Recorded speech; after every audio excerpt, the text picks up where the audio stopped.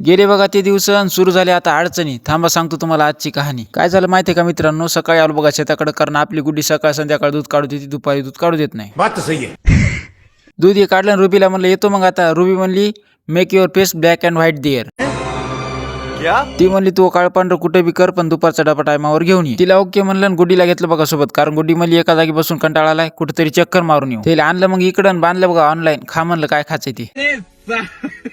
घरी येऊन आंघोळी केली, मग आलो बघा गोकुळनाथ मंदिरामध्ये, कारण आज सोमवार आहे म्हणलं चला जाऊन येऊ. तिथून आलं नेरी केली की लगेच डुगूला घेऊन निघालो बघा परभणीला. डुगू आज नाराज होता, कारण डुगूला आज सुट्टी घ्यायची होती, पण मी घेऊ दिली नाही. मग डुगूला सोडलं बघा त्याच्या कॉलेजमध्ये. डुगू जरा खुल्ला होता इथं आल्या. काय झालं माहितीये का, पार्थला आपल्या 3 वर्ष झाली बरं का, पण आता काम पडलं त्याचं आधार कार्डचं. मग बघितलं तर जन्म प्रमाणपत्रावर नावच चुकलं होतं बघा. बरं झालं ते आताच लक्ष केलं, आणखीन शाळेत गेलं नाही, कारण आणखीन टीसी जर तयार झाली असती ना, पुन्हा मग टीसी बदला हे बदला लय कुठाने वाढली असते. आता जन्म प्रमाणपत्र बदललं की मग ताणच नाही, म्हणलं सगळं राईट येते ना. इथं होती मरणाची गर्दी, आज काही काम झालं नाही, जाऊ द्या म्हणलं उद्या येऊ. जर प्रमाणपत्र काढीत असले तर आताच नाव तपासून घ्या बरं का. मग आपल्या ऑफिसचे दुसरे 1-2 कामं होती ती केले, आणि मग आलो बघा मित्राला भेटायला. आपल्या मित्राला म्हणलं काल फ्रेंडशिप डे झाला, फ्रेंडशिप डेच्या तुला हार्दिक शुभेच्छा. तर भाऊनं लगेच चहाच सांगितला बघा. तुम्हाला तर माहितीच आपला मित्र मोठ्या मनाचा आहे. चहा घेईपर्यंत डुगूचा क्लास पण संपला होता. मग डुगूला घेतलं आणि मग निघालो बघा गावाकडे. तर वाटत लागला बघा गेट. आता परभणीचा विकास होणार आहे, पण त्याच्यामध्ये या आमच्या उड्डाणपुलाचा नंबर लागला बरं होईल बघा.